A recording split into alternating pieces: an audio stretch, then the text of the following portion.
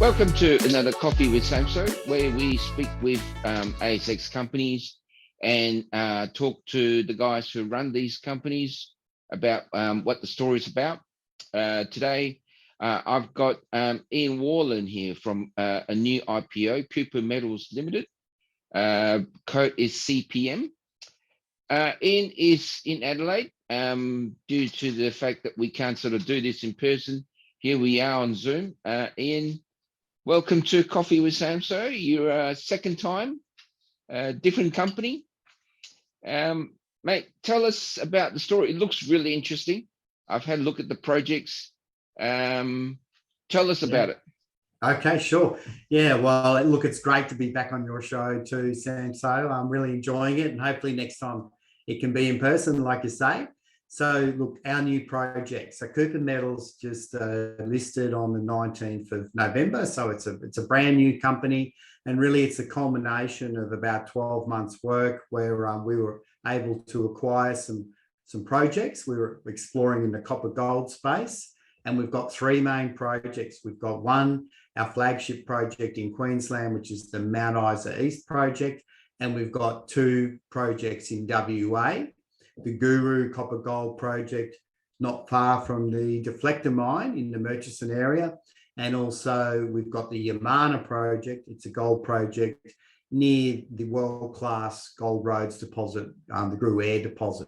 I mean, the suite of projects, I mean, I looked at your Mount Isa East project, and obviously, you know, at first glance, I just looked at, oh yeah, Queensland project.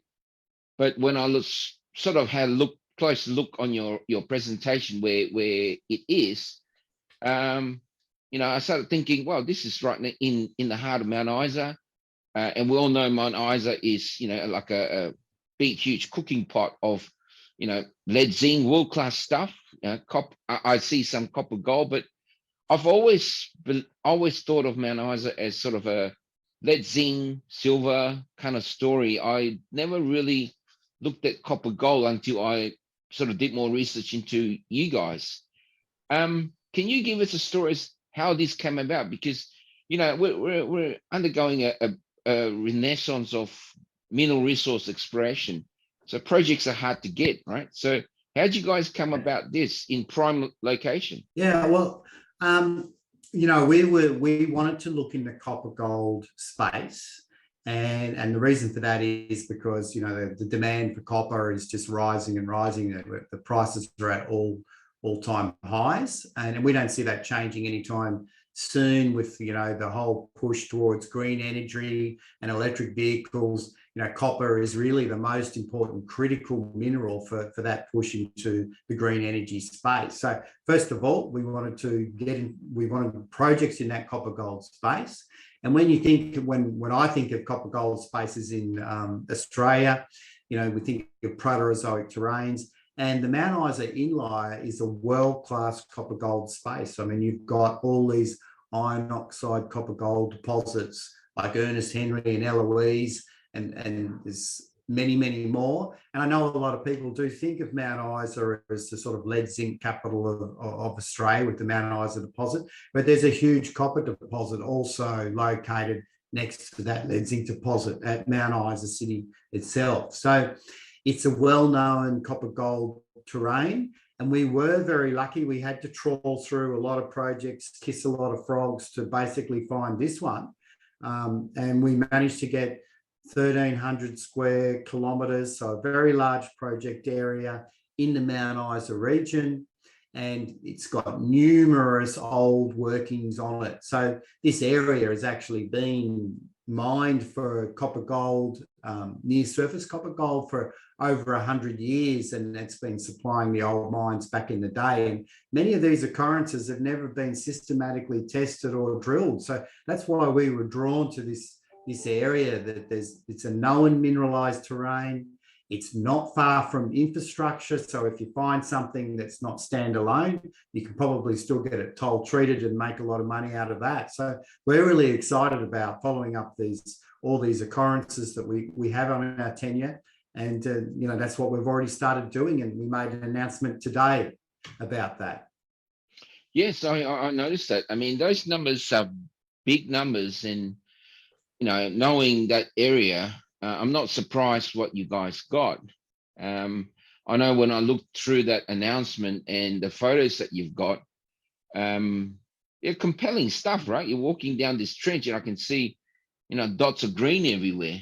I mean, to the lay person that's looking at that, how much of a correlation is that with what you see there and what potentially is the system that's there? Yeah, well, that's right. There's, in this part of Mount Isa, there are known deposits like the Barbara deposit, which is around 5 million tonnes that are 1.5% copper. So that was mined and processed through the Glencore mill. And there's several other deposits in the region that are not as large as, say, Ernest Henry and Eloise, but they're still very sizable deposits and very economic deposits. And many of these occurrences in Mount Isa, they just haven't had the work done to really test how big these systems are and whether there's any real resource underneath these surface occurrences. So when we look at, the picture behind me is taken from the King Solomon area. So King Solomon is a bunch of old workings that features very strongly in this last release that we did. So I was up in that area. It's quite hard to get into. It's fairly rugged terrain, but people haven't been in there for a long time. But we got in there and we did our initial mapping and sampling. And look, we found copper mineralisation along a trend of about 1.5 kilometres. So that's a huge, that's a huge length of trend that's got mineralisation along it. And there's old shafts and there's old slots. And it's hard to believe that there's just not one drill hole into this system. So what we're about is, okay, let's go back to these areas. Let's systematically have a look at it. Let's apply some modern geophysics, because there's been nothing done here since the mid-90s. And the geophysics used back then were much less powerful systems. These days we can see a lot deeper, but we can also reduce the amount of noise, so we can start to see sulfide bodies much more easily. And so if we can apply modern geophysics to that large 1.5 kilometre trend, find the best points along there, and then we can put the drill rig in and target those. I mean, when you look at something like this, I mean, I'm looking at your background. I mean, it looks fairly flat. So I guess you're not going to have a topographical challenge. But, as you're saying, that it hasn't had any work done, how would, when you look back as a sort of a investor, you're thinking, how could that be? I mean, Mount Isa has been in this mining game for decades, right? Close to 100 years in some ways. World-class deposits everywhere. You've got uranium deposits further up north. You've got uranium potential. You've got a great big breccia in Milo. And it's just so mineralized. You would have thought somebody would have gone, because that's not a postage stamp package you have there. Look, so I know what you're saying. So there's been studies done on these sorts of exploration broadly, and it's often the third, fourth, fifth, sixth explorer that comes into an area that actually makes a discovery. So a lot of the workers that go before, they gather the initial sort of data, and then we've got the benefit and the luxury of coming in and looking at their data and coming up with new models and applying new technology to the data there and generating new targets. So I just think that every time there's a new wave of exploration, which is what we're currently seeing, because metal prices are all-time highs. We can get money from the capital markets quite easily now, or more easily than we could, say, 4 or 5 years ago. So this has started a new wave of exploration. A lot of these old areas become interesting again because we've got money to try the new ideas and the new technology in known mineralized terrains. The hard part is finding a terrain that has got mineralization. Now we need to sort through all these occurrences and see if there's any real gems in amongst those occurrences that, have an economic deposit there. Yeah, look, as I said, when I looked at your Mount Isa stuff and looked at it closely, I suddenly was spellbound in terms of the potential that you could have there, because we were just talking off before recording that Hammer Metals is doing really well there, and that again they've gone back to these areas again after so many years of sort of non-action, right? Yeah, that's right. They've got quite an enviable inventory of resources just next door to us, which they've gained in the last 5 or so years. And that's a sort of, we'd like to replicate that sort of success. So our strategy is, yes, we'd like a standalone IOCG or an iron sulfide copper gold deposit. So that's an ISCG deposit. But we'd also be happy to build an inventory from a number of satellite deposits. And with Mount Isa only 30 to 50 kilometres away, you've potentially got the option to toll treat those deposits through the infrastructure that's there. So, we hope to replicate that success, in the near term.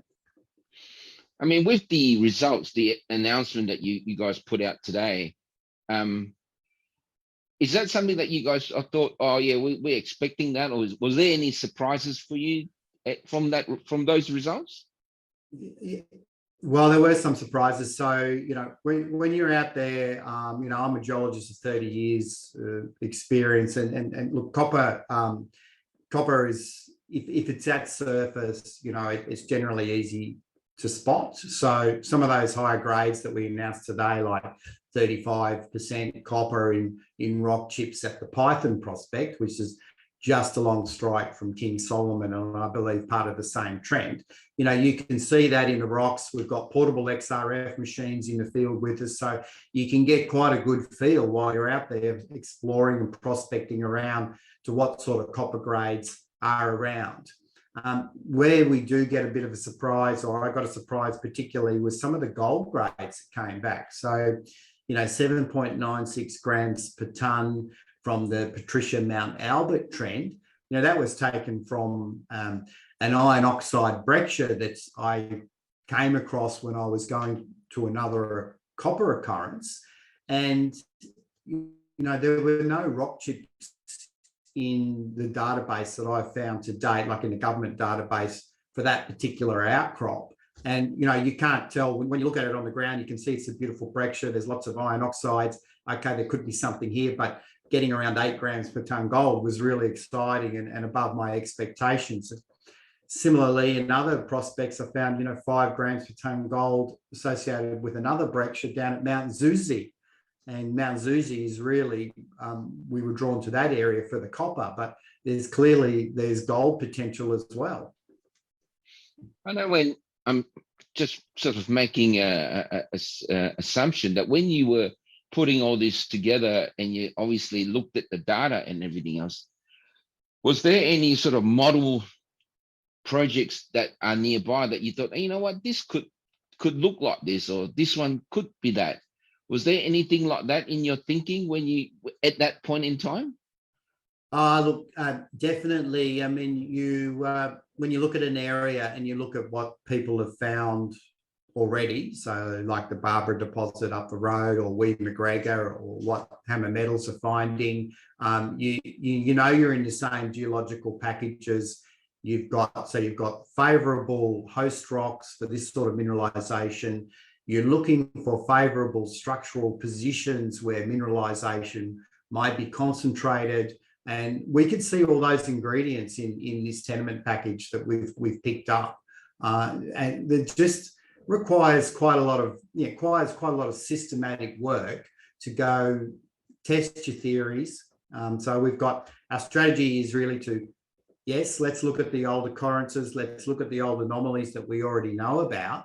But we've also got a number of conceptual targets that we've basically generated from the magnetics, from the geology, and any other available geophysics.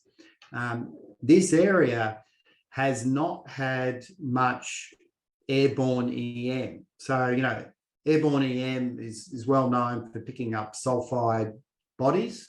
So iron sulfide copper gold deposits tend to, react or get a V10 type of anomaly. So part of our strategy is one way to help test or screen a lot of these occurrences that we have is to do an airborne EM survey. So I've already got quotes for that, and we're going to be doing that as soon as we can. We're in the queue to get a V10 survey done. So as soon as that happen, that will help us screen our conceptual targets and screen the known occurrences as well to help us look for drill ready targets. Yeah, it's interesting. I just recently I've learned that the advances in geophysics compared to 20 years ago or 20 years ago, it's like light and day in some instruments, I guess. Well, you're exactly right, and I'm not a geophysicist, but I work closely with some very good geophysicists, and that's what you're saying is echoing their sentiments as well. So, geophysical systems, EM systems we used back in the mid-90s, now have an order of magnitude more transmitter power into the ground, and much better receivers, much better way of filtering out the noise and looking for responses that could be coming from mineralisation. The software and the modelling, is improving every year, so it's just getting better and better all the time. So a survey that was done 25 years ago, you can't say, okay, well, that area's been done, so there's no point doing it, because like you said, it's like light and day now. So applying these modern systems is a really important part of the strategy when you're exploring these terrains. Yeah. Oh, look, I must admit, after looking through your thing, I went from, another project in ISA, and to, this is actually not a bad project after all. Yeah. Leaving Mount Isa for a while, but I got so many questions for you about Mount Isa. We'll be here till tomorrow, but your other projects, Yarmana, the one Gooroo. Tell us about that. What's the concept there?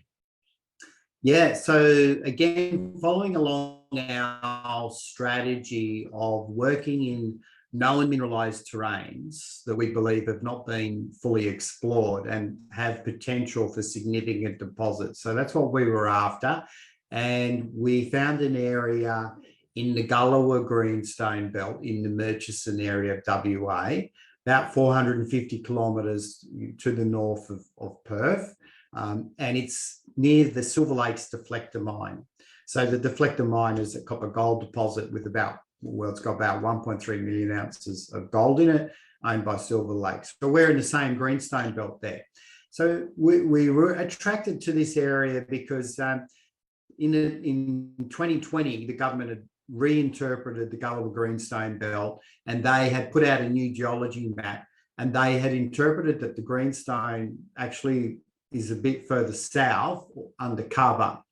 So the boundary for the greenstone is further south. So we noticed quite quickly when that came out that the area was available. So we pegged it. And so in theory, we believe we've got access to 26 kilometres of potential greenstone belt in Gulliver Greenstone Belt. Now, most of that is under cover, under shallow cover, and some of it is actually outcropping.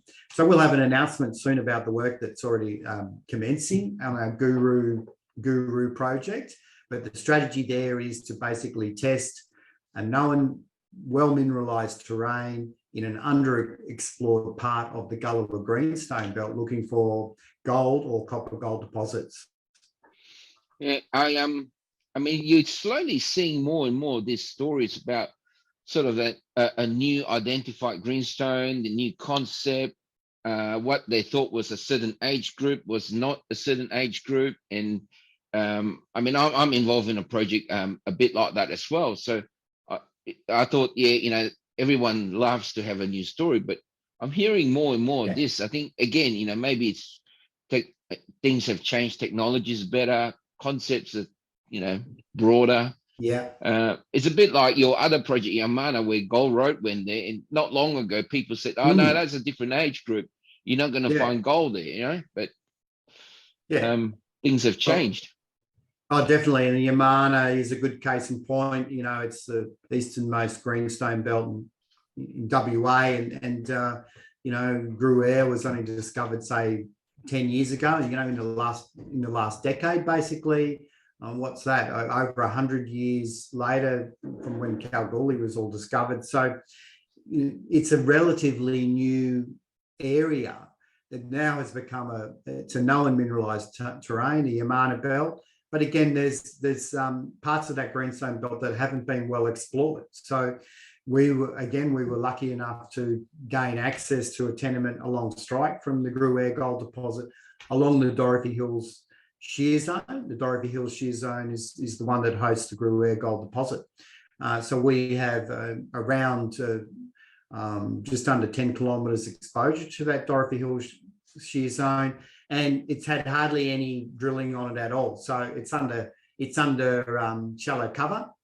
So there's no gold popping out on surface, but that's no impediment to exploration. We just need to get in there, get through all the access sort of components of it and the regulatory processes, and do some RAB drilling across that shear zone and see what we've got. But we think that's got fabulous potential for gold discovery. Yeah, it's interesting. When I asked you the question about, about the Mount Isa, where how come something like that hasn't been looked at? But we all know, I mean, like you, I've been sort of around for 30 years in terms of this industry. There's just so many areas where people have walked over. Someone else has found something else there. Exactly. I think we look at the last few years in exploration and the discoveries that have been made, are amazing. And I guess you could take De Grey as an example. And how long did they work in that area exploring? And then, wow, suddenly there's this huge deposit there. So look, I think it's very easy to make assumptions that an area is being explored. People have been here, people have been there, they've done that. But really, it's an opportunity to take the work that was already done. A lot of it is often good work, but for one reason or another, that project, they left that project, moved on to the next one for corporate reasons, or the money dried up, or metal prices crashed. And, there's a new opportunity for someone to come in with new fresh eyes, new data, modern methods, and explore the area and make discoveries. And we're seeing it happen a lot in the last 5 years. So there's no reason why it can't happen in our projects. I'm really excited about our project areas. I mean, I've been asked many, many times, well, if it's so great, why hasn't someone done something? If it's so good around it, why didn't these guys, why did they drop it and anything? And for those reasons that you've just said, that's the name of the game. And the fact that we're getting discoveries, as you say, continuously, just shows that these things do exist. I mean, look, I have my own personal example. I did a stint in mineral sands for a major company years ago, and Australia was pretty well thought of as done, like 20 years ago, as far as mineral sands were concerned. But we picked up some tenements in South Australia based on some new theories and based on some previous work that other explorers had done, and found some indications of good mineral sands there. And then we made major discoveries in the Euclid Basin for those deposits that Iluka are mining now at Jacinth Ambrosia. So we won our team won the Explorer of the Year back in 2006 for that. But again, that was an area that had been well explored by previous majors, BHP, CRA, and a bunch of other companies. And then, we came along and made a discovery. So we want to replicate that sort of success. I know it can be done. People are doing it all the time by applying new ideas and modern geophysics, and just doing systematic exploration in good, well-known mineralized terrains. I mean, going forward, Ian, I mean, you've basically got the three main projects, I assume, and you've already started doing some work in Mount Isa. And so what's the focus? Can you tell us where's the focus and what's the plan going forward?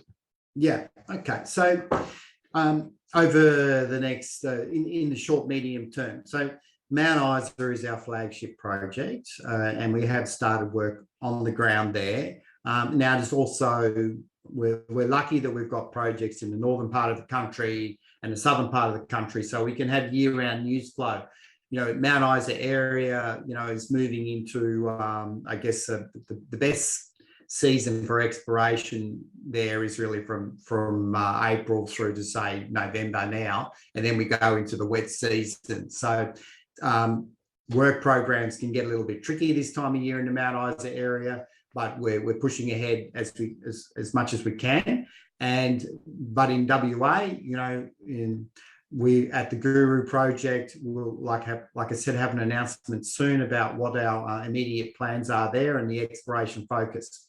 Now, these are all greenfields projects that we have, and they're not advanced projects, so there is quite a lot of systematic work to do. There's geochem to do, there's mapping to do, there's geophysics to do, to basically work out the best targets to drill, like to rank all our targets and then decide the best ones to drill first. So we're still going through that data gathering stage, and then ranking stage, and then we'll be drilling as soon as possible. So, you know, I'm really keen to get on there in Mount Isa and drill test some of the targets that we've already got. But before we do that, I just need to do some more ranking to make sure we give it the best shot possible, and we are drilling the best targets. Yeah. Okay. You know, when I look at the gold, the WA targets, you've got effectively year-round ability to work on those tenements, haven't you? And we're in sort of a booming time. How are you guys finding with the, you know, getting labour and things like that? Yes, we are in boom times, and exploration activity is, you know, at a really high level.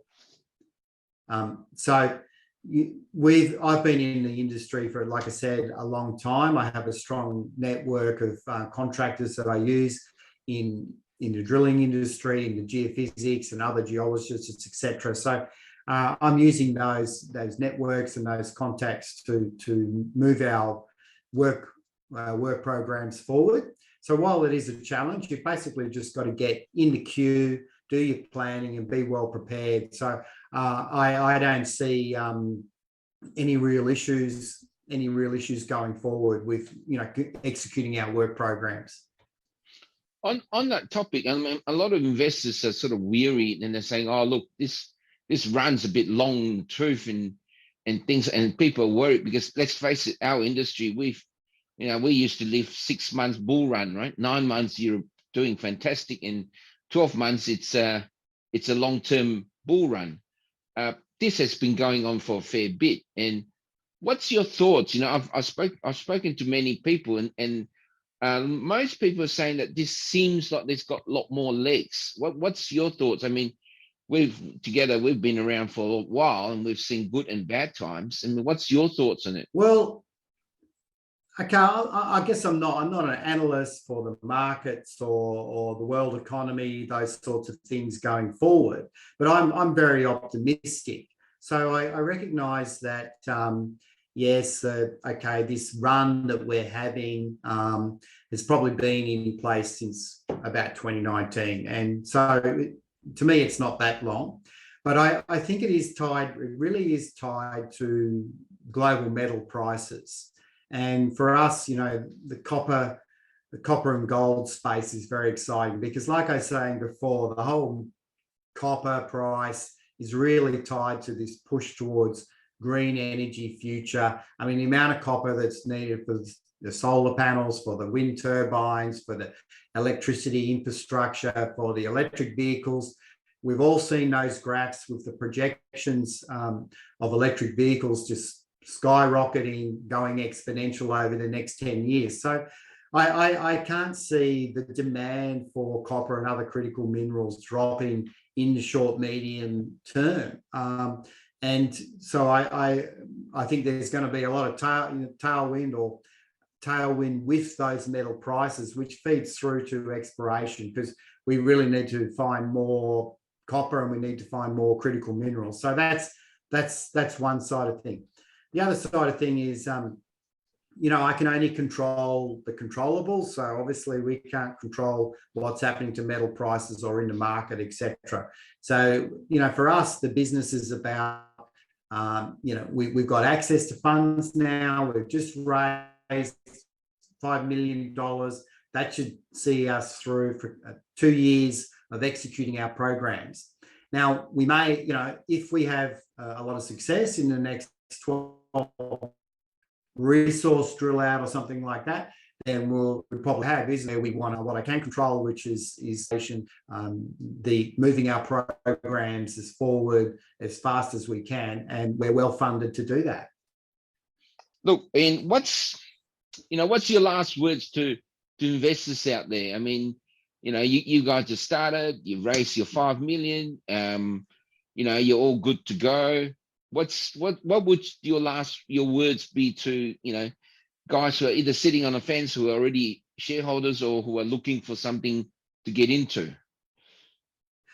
Yeah, well, I guess my last words would be this: look, the takeaways really for Cooper Metals are that we're in a very strong commodity focus. So the whole copper gold focus, with metal prices at all-time highs. We've got great projects in well-known mineralized terrain. So we know there's mineralization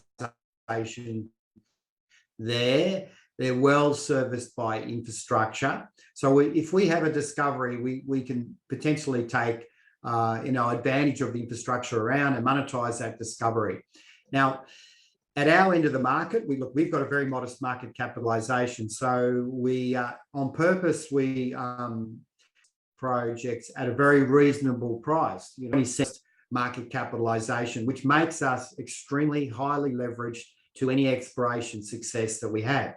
That's why we've got a full program planned and that we've already started going forward. So over the next 3 to 6 months, there'll be a lot of news flow, a lot of work going on our 3 different projects, and any sort of success that we have, I believe, will be translated through to the share price and benefit our shareholders and potentially re-rate the company. Yeah, well, Ian, I love the story. I know we had a bit of an internet issue there, but sort of to sort of reiterate some of the stuff, I guess, look, one of the great things about what you guys have is that I like the fact that you're in Mount Isa, you're in the prime location. You've got world-class stuff all around you. I mean, I took some notes. Your George Fisher, 150 million tons of silver. Elaine Doherty, it's a copper, gold, and rare earth. You've got the Mary Kathleen, which is a uranium project. It's almost like a mixed bag of everything and anything. So the takeaway for me is that the fact that it's mineralized. Copper, gold, definitely. You could even find whatever else that potentially is there, right? And that's right. And a big system, right? You're just sort of not sure. With your recent announcement, I can see that the outcrops, it's a very looking like a fairly endowed system, whatever it is. Yeah, look, the Mount Isa Inlier is a world-class inlier for all sorts of deposits. You're right, the uranium potential there as well. We haven't even looked at that yet, but that is something that we can turn our minds to. I mean, our focus at the moment is strongly on the copper and gold. And you're right, it's a known, well mineralized terrain. We've got lots of prospects and occurrences. We've got conceptual targets. So we just need to work through those and pick out the best ones, back up that drill rig and test them out. So we're really excited really excited about pushing this project forward. And I think the announcement today proves that, there's a lot of anomalism around. There's some really high grades there, and there's some surprises that we're finding especially with the gold grades in some of these prospects. And I believe that we'll be finding new prospects every time we're out there exploring and mapping. We're going to be turning up more and more targets to systematically work through. So, I watch this space, and if people want more information, they can go to our website and subscribe to our website for updates all the time. Yeah, look, Ian, I'm looking forward. The Truth Machine is next, and the good thing I feel is that when your geophysics comes through, you've got actual mineralization to compare with, so you're not sort of a blank canvas where you go, oh yeah, that looks like a nice big blob of something, whereas actually now you actually know what that blob could be, or the chances of it being metal is higher in that sense. That's right. Ian, look, thank you for your time. I mean, it's a fantastic introduction to what you guys are doing. Look forward to more announcements, and we'll let that out through another Rooster Talk, and we can sort of talk about the results and what it means for you guys. But in the meantime, thank you. And any famous last words from the man to get those guys sitting on a fence to buy your shares? Look, I'd just like to say, Samso, thanks very much for having us here and giving us the opportunity to update potential investors and our investors on our projects. And the key thing I'm saying is that we've got a very modest market capitalization. We've got a lot of strong targets out there. We're well funded. We've got a full work program. So any success we have means that we will definitely our share price will be re-rated extraordinarily well. That's my belief. Well, I think you got an 8 million market cap, so that's a good market cap for propulsion. Totally. So you look at Hammer Metals next door. I think their market cap was around 50 million. And they've got some resources, but there's plenty of juniors in the space there that have market caps are really quite high, greater than 50 million plus. So, if and when we have some success, we'll get that re-rating too, and the shareholders will come along for the ride. Okay, well, thank you, Ian. Till next time. Thank you. See you later. Bye-bye.